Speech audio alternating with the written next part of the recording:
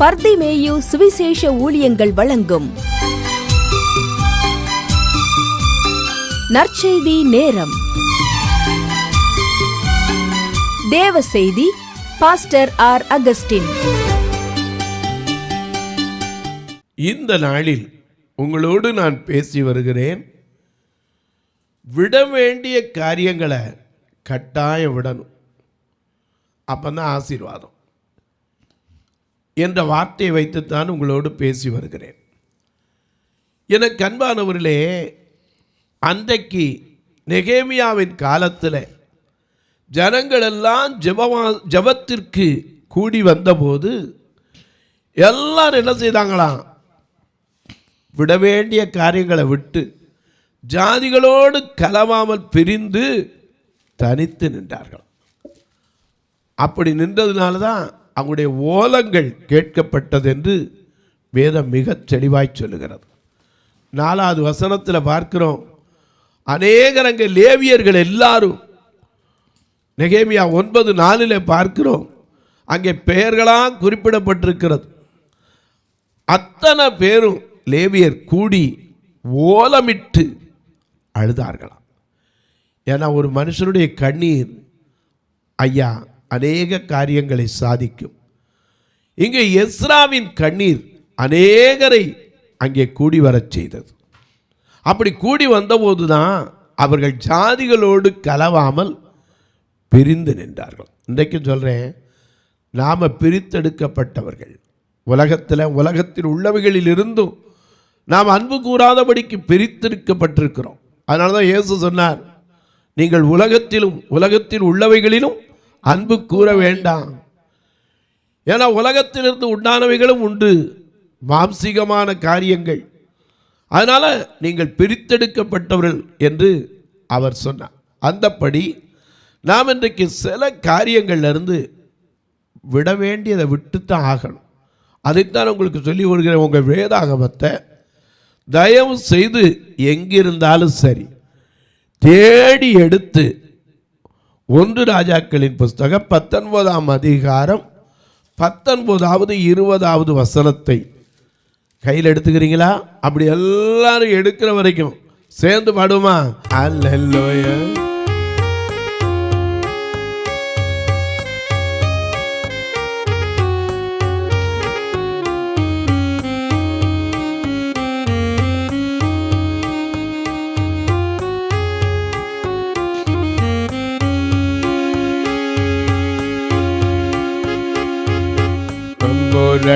அழகுள்ளோ திண்டு பிள்ளை இதுவரை கண்டதில் காண்பதும் இல்லை. இயேசுவை போல் அழகுள்ளோர் யாரையும் இப்பூவினில் இதுவரை கண்டதில்லை, காண்பதும் இல்லை. பூரண அழகுள்ளவர் பூவில் எந்தன் வாழ்க்கையதில் இதை போதும் வேறே வேண்டாம் எந்த நண்பர் இயேசுவை. மண்ணுக்காக மாணிக்கத்தை விட்டிட மாட்டேன், வெறும் மண்ணுக்காக மாணிக்கத்தை விட்டிட மாட்டேன்.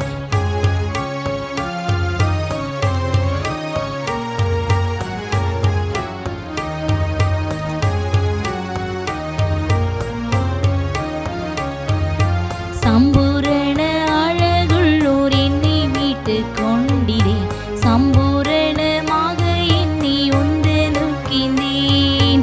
எருசலேம் குமாரத்திகள் எந்தனை வளைந்துராய், என்னில் உள்ள உந்தன் அன்பை நீக்கமோ என்றார். பூரண அழகுள்ளவரே பூவில் எந்தன் வாழ்க்கையதில் நீரே போதும் வேறே வேண்டாம் எந்த நண்பர் இயேசுவே. மண்ணுக்காக மாணிக்கத்தை விட்டிட மாட்டேன், வெறும் மண்ணுக்காக மாணிக்கத்தை விட்டிட மாட்டேன். லோக சுக மேன்மை எல்லாம் எந்தனை கவர்ச்சித்தாள், பாவ சுகம் என்னை சோதித்தாள். லோக சுக மேன்மை எல்லாம் எந்தனை கவர்ச்சித்தாள், பாவ சோதனைகள் எல்லாம் என்னை சோதித்தாள். பூரண அழகுள்ளவரே பூவில் எந்தன் வாழ்க்கையதில் நீரே போதும் வேறே வேண்டாம் எந்த நண்பர்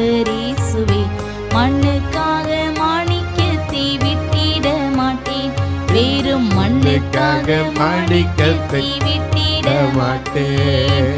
தினம்தோறும் உம்மில் உள்ள அன்பு என்னில் பொங்குதே. நேசரே நீர் வேகம் வந்து என்னை சேருமே.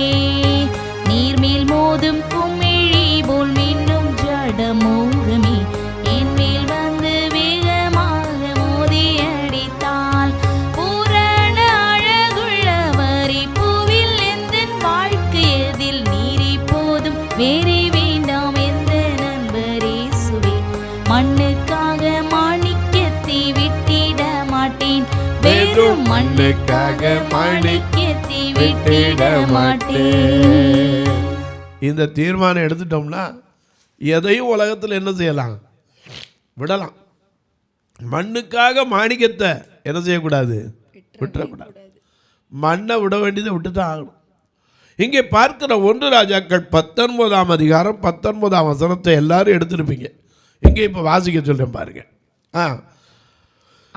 அப்படியே அவன் அவ்விடம் என்ன ஆண்டவர் அவனை எழுப்பி சில பொறுப்புகளை கொடுத்தார்.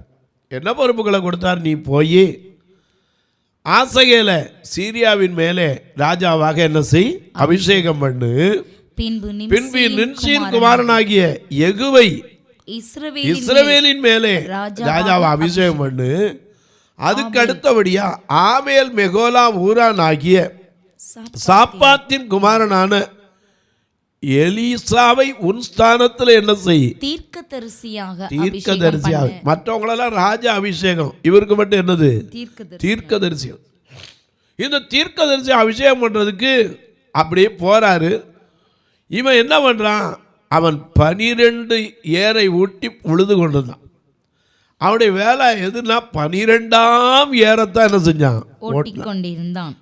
ஏர் ஓட்டுறது கஷ்டம், 2வது ஏர் ஓட்டுறது கஷ்டம். இப்படி 10-11 ஏர் ஓட்ட பிறகு 12வது ஏரா போட்டி உழுதுகிட்டு இருந்தான். இப்படி உழுதுகிட்டு இருந்த அவன் கிட்ட போய் என்ன பண்ணார், அந்த சால்வை என்ன செய்தார், போட்டான். போட்ட உடனே அவன் சொன்னான், ஐயா நான் எங்கள் அப்பா அம்மாவை மட்டும் போய் என்ன செய்யணும், முத்தம் செய்ய உத்தரவு கொடும். என்ன தகப்பன் தாயிட்ட போய் ஒரு வார்த்தை சொல்லிட்டு வந்துடணும். என்ன ஆண்டவர் அழைக்கிறாருன்னு தெரிஞ்சிருச்சு. ஆனால் அவனுக்கு ஒரே ஒரு காரியம், தகப்பன் தாயிட்ட ஒரு வார்த்தை சொல்லிட்டு வந்துடுறேன்னா. இவர் சொன்னார், போ, ஆனால் நான் செய்ததை நினைத்துக்கொள். ஏன்னா அந்த ரட்சிப்பின் சால்வை என்னைக்கு நமக்கு விழுதோ அன்னைக்கு தகப்பனையாவது தாயையாவது மகனையாவது மகளையாவது சகோதரனையாவது சகோதரியவாது இயேசுவை விட அதிகமாக நேசிக்கிற அனுபவம் நமக்குள்ள என்ன செய்யக்கூடாது, வரக்கூடாது. இன்னைக்கு அநேகர் சொல்றாங்க, என் புருஷனுக்கு அப்புறம் தான் எல்லாம். தப்புங்க. புருஷன் நிச்சயமா தேவன் தந்த ஈவு, மனைவி தேவன் தந்த ஈவு, பிள்ளைகள் கர்த்தரால் கொடுக்கப்படுகிற சுதந்திரம், மறந்துடக்கூடாது. ஆனால் எல்லாத்து மேல அன்பு வைக்கணும். ஆனால் இடம் யாருக்கு, அவ்வளவுதான். அதை விட்டுட்டு மற்ற யாருக்கு அந்த இடத்த என்ன செய்யக்கூடாது, கொடுத்துடவே கூடாது. அநேக நேரங்கள் இது தெரியவே இல்லை. ஆண்டவருக்கு கொடுக்கிற இடத்த வேற யாருக்கும் கொடுக்கவும் முடியாது நம்மால. ஏன்னா அவர் தான் நமக்கு எல்லாவற்றுக்கும் எல்லாம். ஏன்னா அவருக்கு ஏன் முதலிடம் கொடுக்கிறோம், அவர் தான் ஜீவனை தந்தவர். நம்ம இந்த பூமியில வாழ்றோம்னா நமக்கு ஜீவனை தந்தவர் யாரு, தேவன் தான். தயவு பாராட்டவர் யாரு, நம்மளை பராமரித்து காக்கிறவர் யாரு, அவர் தான். எனக்கு கண்பார்களே, இவன் சொன்ன, ஐயா நான் என் தகப்பன் தாயை போய் ஒரு வார்த்தை சொல்லிட்டு வந்துடுறேன்.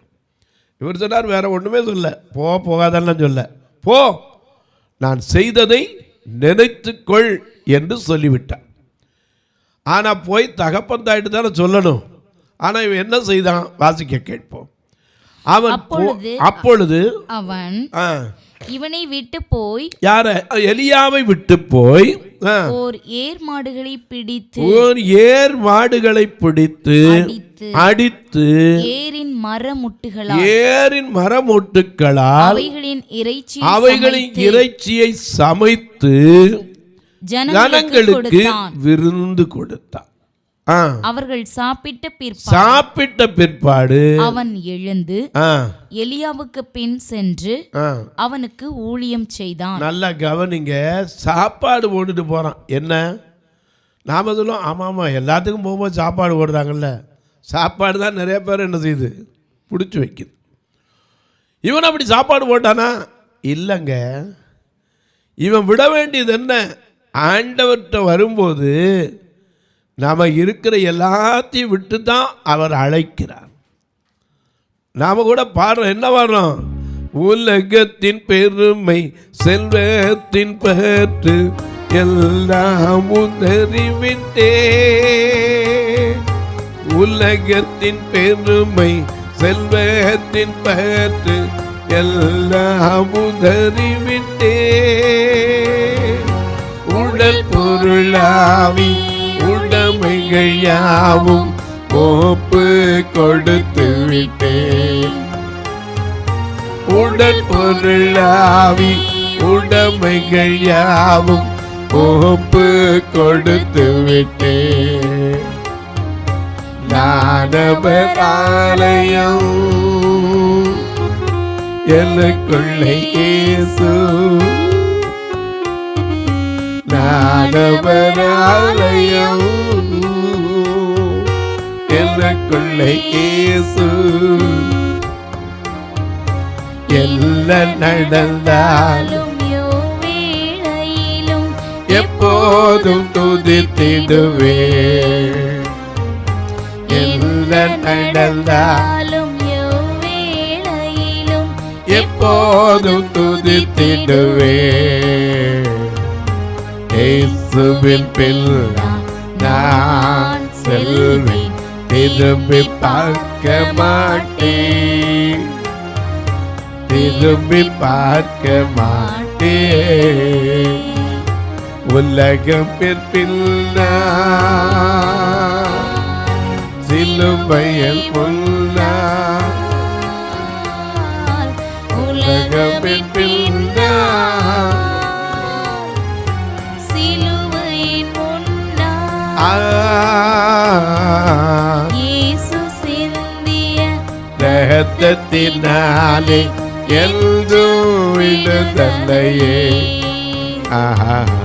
இயேசுவின் பிள்ளை நான் செல்வேன், திரும்பி பார்க்க மாட்டேன், திரும்பி பார்க்க மாட்டேன், திரும்பி பார்க்க மாட்டேன். எல்லாத்தையும் விட்டுட்டு போனா நிச்சயமா அவர் கைவிட்டுவாரா? விடலையே. இந்த எலிசா தகப்பன்ட்ட சொல்ல போறேன்னா, போப்பா போய் சொல்லிட்டு வா, நான் செஞ்சதை மட்டும் நினச்சிக்கோன்னார். இவன் போய் அப்பா அம்மா பார்த்தானா? சொன்னானா? வேதத்தில் எழுதியிருக்கா? இல்லை. அப்பா அம்மாவை பார்க்க போல. உடனே என்ன பண்ணான் தெரியுமா? போய் ஒரு ஏர் மாடை பிடிச்சான், அதை அடித்தான். ஏருடைய மரமுட்டுகளை என்ன செய்தான்? ஒடிச்சான்.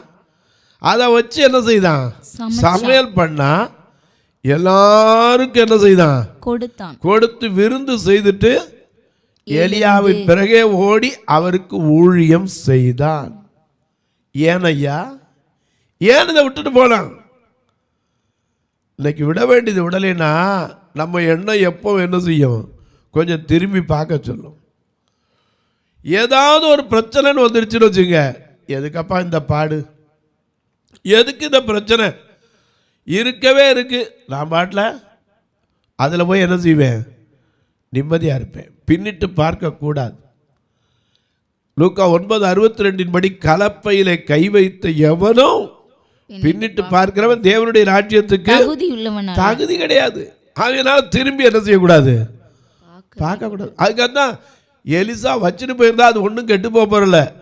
ஏன் வச்சுட்டு போனால் இன்னொருத்தருக்கு பிரயோஜனப்படாதா? படும். ஆனால் இவன் நினைப்பு எது மேலே இருக்கும்? விட்டு வந்த அந்த ஏர் மாட்டு மேலேயும் கலப்பை மேலேயும் தான் இருக்கும். ஏதாவது ஒரு கஷ்டம் அப்படின்னு வந்துருச்சுன்னா, இது எதுக்கு இவ்வளவு பாடுபடணுமா? பேசாமல் நிம்மதியாக போய் ஏற பொழுதுதான் சாப்பிட்டா நிம்மதியாக இருக்கலாம். திருப்பி அதுக்கு வந்துடக்கூடாது. அதனால தான் அவன் என்ன பண்ணா, எல்லாத்தையும் பிடிச்சி அடித்து சமைத்து ஜனங்களுக்கு விருந்து செய்து விட்டு வந்தான். நாமளாக தான் சொல்லிப்போம், சிறு திரும்பவும் பல்குத்தவதம் கொஞ்சம் வச்சிருப்போம். எனக்கு அன்பாருடைய விட வேண்டிய காரியத்தை விட்டுணும். ஆபிரகாம் அப்படி தான் அழைத்தார். எல்லாத்தையும் விட்டுட்டு வாழ்ந்தான் கூப்பிட்டார். ஆனால் ஒரு கேரண்டி கொடுத்தார். என்ன கொடுத்தார்? ஆதியாகமம் 12:1-2-3 பார்க்கிறோம். தேவனாகிய கர்த்தர் ஆபிரகாமை நோக்கி என்ன சொல்றாரு? நீ எதெல்லாம் விட்டுட்டு வாங்குறாரு? கர்த்தர் ஆபிராமை நோக்கி, நீ உன் தேசத்தையும் முதல்ல உன் தேசம், உன் இனத்தையும். அடுத்தாப்புல நமக்குள்ள எங்க இனம், எங்க ஜாதி, இதெல்லாம் விட்டு ஆண்டவர்கிட்ட வரணும். ஆண்டவர்கிட்ட வந்த பிறகு என்ன செய்யக்கூடாது? நாம் பேசிட்டு உட்காந்துருக்கக்கூடாது. எங்கள் இனம் தெரியுமா, எங்கள் ஜாதி தெரியுமா? நாம் எல்லாம் யார்? பரிசுத்த ஜாதி. தேவனுக்குள்ளே வந்துட்டோம்னா நீங்களும் நானும் யார்? பரிசுத்த ஜாதி. அங்கே போய் அந்த ஜாதி பேச்சுவார்த்தை என்ன செய்யக்கூடாது? இருக்கவே கூடாது. இன்னைக்கு அநேக நேரங்களில் பாருங்க, போயிருந்தா விட முடியுதா? ஜாதி பெருமையை, இனப்பெருமை விட முடியுதா? இயேசுக்கு பின்னால் வரலாம், எல்லாத்தையும் விட்டுட்டு வரணுங்க. நம்மளால் விட முடியாது. என்னதான் இருந்தாலும் அதுக்காக பாரம்பரியம், சடங்காச்சாரம் இதெல்லாம் விட்டு வர முடியுதா? விட வேண்டியதை விட்டுத்தான் ஆகணும். என்னதான் இருந்தாலும் சரி, ஒரு கட்டடம் கட்ட போகிறோம்னா, ஏங்க இது இந்த மூலையில் வைக்கக்கூடாது, அந்த மூலையில் வைக்கக்கூடாது, ஆண்டவர்கிட்ட வந்தோம்னா அதெல்லாம் கிடையாது. பூமியும் அதன் நிறைவும் யாருடையது? ஆமாம், கர்த்தருடையது. அதில் போய் அங்கே சாஸ்திரம் சம்பிரதாயங்கள்லாம் நம்ம பேசக்கூடாது. அதனால தான் ஆபிரகாம் சொன்னார், நீ முதல்ல உன் தேசத்தை விட்டு வா. ஏன்னா தேசத்தில், எங்கள் தேசத்தில் வழக்கமோ, அந்த தேசத்தை விட்டு வா, உன் இனத்தை விட்டு வா. அது மட்டும் இல்லை, உன் தகப்பனுடைய வீட்டையும் உன் தகப்பனுடைய வீட்டையும் விட்டு புறப்பட்டு நான் உனக்கு காண்பிக்கும் தேசத்துக்கு போ. இடத்தை எங்க நான் காமிப்பேன், எங்கே நான் போக உம் சித்தமோ அங்கே நான் சென்றிடுவேன். உம்முடைய நாமத்தில் ஜெயம் எடுப்பேன். எங்கே நான் போக உம் சித்தமோ அங்கே நான் செல்லுவேன். அங்கே போனாலும் யாருடைய நாமத்தில் தான் ஜெயம் எடுக்கணும்? உம்முடைய நாமத்தில் தான் ஜெயம் எடுப்பேன். ஐயா ஆண்டவர்கிட்ட கேட்டான், தாவீது கேட்டான், நான் எங்கே போய் குடியிருக்க? எக்ரோனில் போய் குடியிருக்கலாமா? ஆண்டவர் சொன்னார், போ. யாக்கோபு கேட்டான், ஆதியாகமம் 46ஆம் அதிகாரத்தில், நான் எகிப்துக்கு போகலாமா? தரிசனத்தில் அங்கே போய் வேற பெயர் சபாவுக்கு போனான். எகிப்துக்கு போ, நான் உன் கூட வருவேன், நீ பயப்பட வேண்டாம், அங்கே உனக்கு ஒரு காரியம் நடக்கும். யோசேப்பு தான் உன் கண்களை என்ன செய்வான்? ஆமாம், தன்னுடைய கையை வச்சு மூடுவான். எனக்கு அன்பாருளே, விட வேண்டிய காரியத்தை கரெக்டாக விடணும், பிடிச்சிக்கிட்டே இருக்கக்கூடாது. எதாக இருந்தாலும் சரி, அது எவ்வளோ பெரிய உறவாக இருந்தாலும் சரி, ஆண்டவருக்குள்ள வரும்போது விடணும். இங்கே பார்க்குறோம், அவனுக்கு எவ்வளோ நாள் அந்த ஏறு சோறு ஒடிச்சு, நம்மளாம் சொல்லுவோம், சோறு போடுற ஏற ஒடிச்சிட்டானே, கலப்பையை ஒடிச்சிட்டானே. இல்லைங்க, ஆண்டவருக்குள்ளே வந்துட்டான்னா அவர் எல்லாவற்றையும் பார்த்து கொள்வார். ஏன்னா அவர் தான் நமக்கு எல்லாவற்றுக்கும் எல்லாமா இருக்கார். அப்படி நம்பிட்டோம்னா நிச்சயமாக கல்லுக்குள் தேரைக்கும் கருப்பையில் இருக்கிற உயிருக்கு உணவு கொடுக்குறாருனா அவரை நம்பி வந்து வைக்கப்படுறானா? ஏன்னா வேதம் சொல்லுது, சிங்க குட்டிகள் தாழ்ச்சி அடைந்து பட்டினியாக இருக்கான கர்த்தரை தேடுறவங்களுக்கு ஒரு நன்மையும் குறைவிடாது. இப்படி விட்டுட்டு வந்ததுனால எலிசாவுக்கு என்ன கிடைச்சுங்கிறீங்க? ரெட்டிப்பான வல்லமை கிடைத்தது. ரெட்டிப்பான வல்லமை. எலியா எடுத்துக்கொள்ளப்படும் போது கேட்குறான், நான் உன்னை விட்டு எடுத்துக்கொள்ளப்பட போகிறேன், உனக்கு செய்ய வேண்டியது என்ன என்கிட்ட கேளுன்னா. அப்போ அவன் கேட்குறான், வேற ஒன்றும் வேண்டாயா, உம்மிடத்தில் இருக்கிற ஆவியின் வல்லமை எனக்கு என்ன செய்யணும்? 2 ராஜாக்கள் 2ஆம் அதிகாரத்தில் 9ஆம் வசனத்தில் நாம் பார்க்கிறோம்ல, 9:10 அவர் இருவரும் அக்கறைப்பட்ட போது எலியா எலிசாவை பார்த்து, உன்னை விட்டு எடுத்துக்கொள்ளப்படுகிறதற்கு முன்னே உனக்கு செய்ய வேண்டியது என்ன கேள் என்றான். அதற்கு எலிசா, உம்மிடத்தில் உள்ள ஆவியின் வல்லமை இரட்டிப்பாய் கிடைக்கும்படி வேண்டுகிறேன். நான் உடனே வந்து, நான் அரிதான காரியத்தை கேட்டப்பா. ஒன்று, நான் உன்னை விட்டு எடுத்துக்கொள்ளப்படும் போது நீ என்னை கண்டால் அது உனக்கு என்ன செய்யும்? கிடைக்கும்.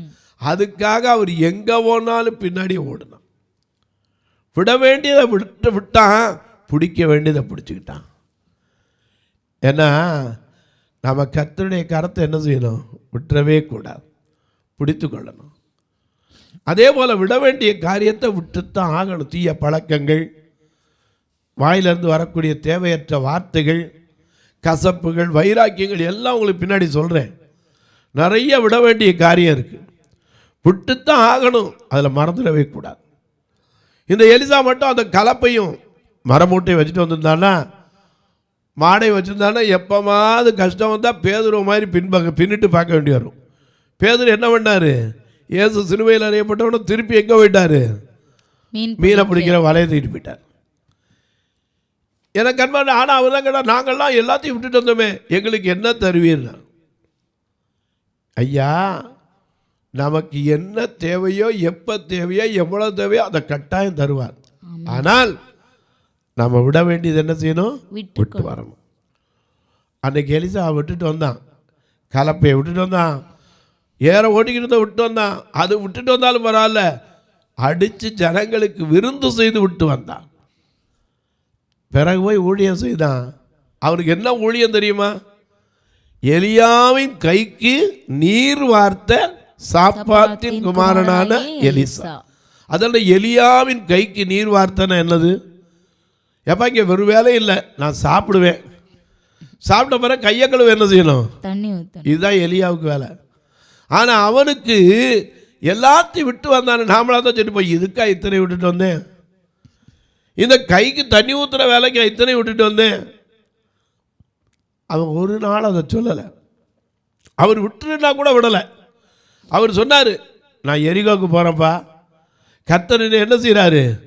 எரிகோ மட்டும் போச்சுறாரு, பெத்தேல் மட்டும் போச்சுறாரு, யோர்தான் மட்டும் போச்சுறாரு, கில்கால் மட்டும் போச்சுறாரு. எங்கேயாவது விட்டானா? 2 ராஜாக்கள் 1ஆம் வசனத்தை பாருங்க, 2ஆம் அதிகாரம் 1 வசனத்தை பாருங்க. 2 ராஜாக்கள் 2ஆம் அதிகாரம் 1 வசனத்திலிருந்து பாருங்க. கர்த்தர் எலியாவை சுழல் காற்றிலே பரலோகத்திற்கு எடுத்துக்கொள்ள போகிற போது எலியா எலிசாவோட கூட கில்காலில் இருந்தான். எலியா எலிசாவை நோக்கி நீ இங்கே இரு, கர்த்தர் என்னை பெத்தேல் மட்டும் போக அனுப்புகிறார் என்றான். ஆனா அவன் என்ன சொன்னா தெரியுமா? அதற்கு எலிசா, நான் உம்மை விடுகிறதில்லை என்று கர்த்தரின் ஜீவனையும் உம்முடைய ஜீவனையும் கொண்டு சொல்லுகிறேன் என்றான். அப்படியே இருவரும் எங்க போனாங்க? பெத்தேல் மட்டும் போனாங்க. இயேசு கூட வருவா, எல்லாவித அற்புதம் செய்வா. இயேசு கூட வருவா, எல்லாவித அற்புதம் செய்வா. தந்தான தந்தன தனனா, தந்தான தந்தன தனனா, தந்தான தந்தன தனனா, தந்தான தந்தன தனனா. ஐயா, இயேசு கூட வருவார், எல்லாவித அற்புதங்களையும் செய்வார். நமக்கு தெரியறதில்ல, அநேக நேரங்கள் அதான் விட்டுரும். இவர் இருப்பாங்கிறாரு, இருக்க மாட்டேன்.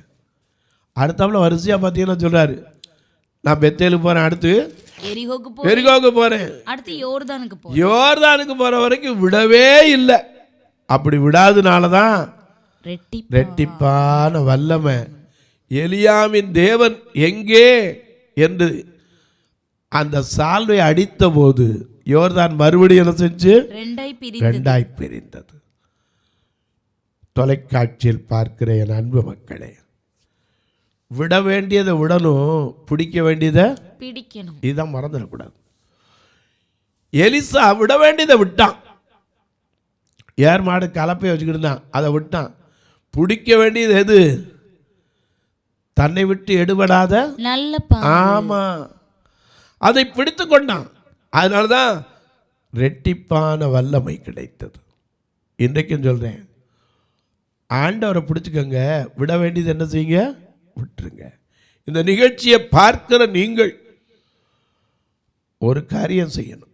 எப்போதும் போல எனக்காக ஜெபிக்கணும், இந்த ஊழியத்துக்காக ஜெபிக்கணும். ஏன்னா ஒவ்வொரு நாளும் இந்த தொலைக்காட்சி வர்றது தேவனுடைய கிருபை. ஏன்னா மாதம் முழுக்க தொலைக்காட்சி ஒளிபரப்புனா நீங்கள் கேட்டு பாருங்கள், விசாரித்து பாருங்கள், ஒரு நாளைக்கு எவ்வளவு செலவுன்னு. ரெக்கார்டிங் டெய்லி வாரத்துக்கு எடுத்துக்கிட்டே இருக்கணும், அதுக்கு செலவு இருக்குது. அது மட்டும் இல்லை, இதில் 2 சபை, 2 கண்ணு தெரியாத மக்கள், பூரா கண்ணு தெரியாத மக்கள், யாரும் எந்த வேலையும் இல்லாதவங்க. இவங்க மத்தியில் ஊழியம் பண்ணுறதுக்கு யார் வருவா தைரியமா? கேட்டால் சொல்ல அதில் என்ன காணிக்க வருவாங்க. ஆத்ம ஆதாயம் செய்கிற ஞானம் உள்ளவங்க அதில் நிற்க முடியும். எனக்கு அன்பானவர்களே, நீங்களும் ஜெபியுங்க. எத்தனையோ கட்டுமானப்படி இன்னும் கட்டப்படாமல் இருக்குது, இன்னும் எவ்வளவோ காரியம் செய்யப்படலை. மதுரையிலெல்லாம் முந்தி வயதான தாய்மார்களை வச்சுருந்தோம். இப்போ அந்த மேலே மாடியில் ஓடு 15 வருஷம் ஆனதுனால நொறுங்கி போயதுனால ஒழுக ஆரம்பிச்சிருச்சு. புது ஓடு மாற்ற முடியல. இன்றைக்கு வரைக்கும் அதில் யாரையும் வைக்க முடியல. திருநெல்வேலியில் ஆண்களுக்கு வச்சுருக்கோம், அதில் ஒரு ரூம் இருக்குது, இன்னும் 10ஆம் ரூமு கட்ட முடியல. இப்படிப்பட்ட கட்டுமான பணிகளுக்கு உதவலாம். பார்வையற்றோர் மரித்தா கூட சொந்தக்காரனுக்கு அடக்கத்துக்கு செலவழிக்கணும்லாம் வருத்தமாக இருக்குது. ஃபியூனரல் ஃபண்டு எப்போ வச்சுருக்கணும். பார்வையற்றோருக்கு ஒழிய ஊன்றுகோள்களோ வேதாகமோ. அது மட்டுமல்ல, வந்துட்டு போகிறாங்களே போக்குவரத்துக்கு கூட ஒரு வேன் வச்சு தான் கூப்பிடுறோம், வாரம் 4000 ரூபா. ஒருவேளை கர்த்தர் உங்களுக்கு அப்படி ஆத்ம ஆதாயம் செய்கிற ஞானத்தை கொடுத்துருந்தா இத்தனை பேரை அழைச்சிட்டு வந்து சத்தியத்தை சொல்கிறதுக்கு ஒரு வாரத்துக்கு நான் வகுப்பு வைக்கிறேன், உதவலாம். ஆனால் கட்டாயமில்லை, விசனமாயல்ல. எப்படி பிரதர்? இதில் 2 நம்பர் வந்துக்கிட்டே இருக்கும், ஜிபே, ஃபோன்பே. அதில் பாருங்கள், தாராளமாக தொடர்பு கொள்ளலாம். ஒருவேளை ஐயா நான் என் பணி நிமித்தமாக பில்லு வைக்கணும்யா அப்படின்னீங்கன்னா உங்களுக்கு 8438852500 இதில் நீங்கள் பார்த்தீங்கன்னா உங்களுக்கு அதில் ட்ரஸ்ட் பரிதிமேய பார்வையற்றோர் சேரிட்டபிள் ட்ரஸ்ட்னு இருக்கும். இதில் நீங்கள் அனுப்பிட்டு எனக்கு அந்த வாட்ஸ்அப்பில் உங்களுடைய அனுப்பின அந்த காரியத்தை எனக்கு அதை வாட்ஸ்அப் எடுத்து அனுப்புவீங்கன்னா உங்களுக்கு அதுக்கு பதில் அனுப்புவோம். உங்கள் ஜெபக்காரி எது இருந்தாலும் காலை 10 மணிக்கு மேலே சொல்லலாம். இப்போவும் உங்களுக்காக ஜெபிக்கட்டுமா? நல்ல பிதாவே, நன்றியோடு துதிக்கிறோம் சுவாமி. இந்த அருமையான காலையில் உடைய நாமத்திற்கு மகிமையாய் நாங்கள் எதை தெரிந்து கொள்ள வேண்டும், எதை விட்டுவிட வேண்டும், இதை கற்று வருகிறோம். எலிசா பிடிக்க வேண்டியதை பிடிச்சான், விட வேண்டியதை விட்டான். இன்றைக்கு நாங்கள் விட வேண்டியதை விட்டுவிட, தேட வேண்டியதை தேட கர்த்தர் உதவி செய்யும். இந்த ஊழியத்தை தாங்குகிற, ஜெபிக்கிற, கொடுக்கிற எல்லா மக்களையும் ஆசீர்வதி. இயேசுவின் நாமத்தில் ஜெபிக்கிறேன் நல்ல பிதாவே, ஆமென். சபை ஆராதனை ஞாயிறு காலை 10 மணி முதல் 12 மணி வரை. இடம் பர்திமேயு சுவிசேஷ ஆலயம், அன்னை சத்யா நகர், இளமனூர் அஞ்சல், சக்கிமங்கலம் வழி, மதுரை மாவட்டம். பின்கோட் 625201 மற்றும் பர்திமேயு சுவிசேஷ ஜெப வீடு, plot number 107, Eden garden, Muthur, Tirunelveli. Pincode 627011. சிறப்பு உபவாச கூட்டம் ஒவ்வொரு மாதமும் 2வது சனிக்கிழமை காலை 10 மணி முதல் 1 மணி வரை நாகர்கோவில் YMCA ஹாலில் வைத்து நடைபெறுகிறது. மற்றும் ஒவ்வொரு மாதமும் 4வது சனிக்கிழமை காலை 10 மணி முதல் 1 மணி வரை திருநெல்வேலி புதிய பேருந்து நிலையம் அருகில் உள்ள கிரேஸ் ஹாலில் வைத்து நடைபெறுகிறது. எங்கள் எல்லா ஆராதனைகளிலும் கலந்து கொண்டு தேவனை மகிமைப்படுத்த அன்பாய் அழைக்கிறோம். உங்கள் உதாரத்துவமான காணிக்கைகளினால் இவ்வூழியத்தை தாங்க விரும்பினால் R Augustin, account number 5021364331, IFSC code IDIB 000B066, Indian bank, BP Kulam, Madurai. GPay number 9842181917, BGM ministries மற்றும் 9442559772, பிளைண்ட் மினிஸ்ட்ரீஸ் அகஸ்டின். உங்கள் தொடர்புக்கு பாஸ்டர் ஆர் அகஸ்டின், பர்திமேயு சுவிசேஷ ஊழியங்கள், நாகமலை, புதுக்கோட்டை, மதுரை 625019. தொலைபேசி எண்கள் 9842181917 மற்றும் 9442559772. கர்த்தர் தாமே உங்களை ஆசீர்வதிப்பாராக.